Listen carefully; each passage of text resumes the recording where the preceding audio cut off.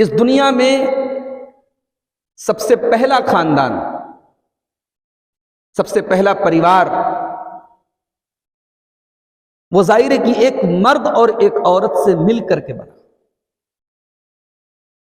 خاندان صرف مرد سے نہیں بن سکتا، ایک پریوار، ایک فیملی، ایک گھر، جب تک مرد اور عورت دونوں نہ ملیں تب تک گھر نہیں بن سکتا۔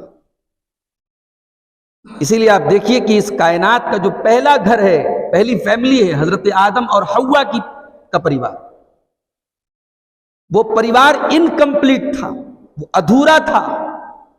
جب تک حضرت آدم تھے، اکیلے تھے، وہ اکیلے تھے، تب تک گھر نہیں تھا، پریوار نہیں تھا۔ جب حوا آئیں تب پریوار بنا۔ سورہ نساء کی پہلی آیت کو یاد کیجیے، یا ایھا الناس اتقوا ربکم الذی خلقکم من نفس واحدہ،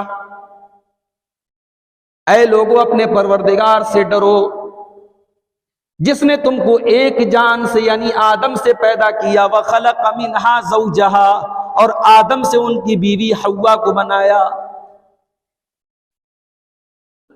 آدم کو اللہ تعالیٰ نے بغیر ماں باپ کے پیدا کیا، اور آدم ہی کے جسم کے ایک حصے سے اللہ تبارک و تعالیٰ نے حوا کو بنایا۔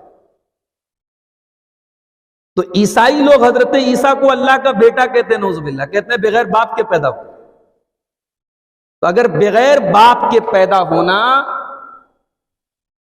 یہ بہت عجیب و غریب چیز ہے اور یہ معجزہ ہے، تو اس سے بڑا معجزہ تو حضرت آدم کی پیدائش میں ہے کہ نہ باپ ہے نہ ماں ہے، اللہ نے ڈائریکٹ پیدا کیا۔ اور پھر حضرت عیسیٰ اگر بغیر باپ کے پیدا ہوئے اور ان کی پیدائش میں کسی مرد کا رول نہیں تھا، تو حضرت حوا کی پیدائش میں کسی عورت کا رول نہیں تھا۔ اسی لیے قرآن کریم میں اللہ نے فرمایا، ان مثل عیسیٰ عند اللہ کمثل آدم، عیسیٰ علیہ السلام کے مسئلے کو سمجھنا ہے تو پہلے آدم کے مسئلے کو سمجھو۔ آدم کو اللہ نے مٹی سے پیدا کیا، جو اللہ آدم کو مٹی سے ڈائریکٹ پیدا کر سکتا ہے وہ بغیر باپ کے حضرت عیسیٰ کو بھی پیدا کر سکتا ہے۔ تو اللہ نے تم کو ایک جان سے پیدا کیا، وَخَلَقَ مِنْهَا زَوْجَهَا، اور ان سے ان کی بیوی حوا کو بنایا۔ اور جب آدم اور حوا یہ دونوں اکٹھا ہو گئے تو اب یہاں سے پریوار بنا، یہاں سے فیملی بنی۔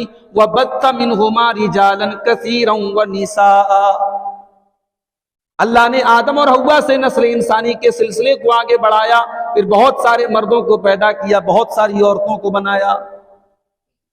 تو اس کائنات کا پہلا گھر جو بنا، پہلی فیملی جو بنی، وہ عورت کے وجود میں آنے کے بعد بنی ہے میرے پیارے بھائی۔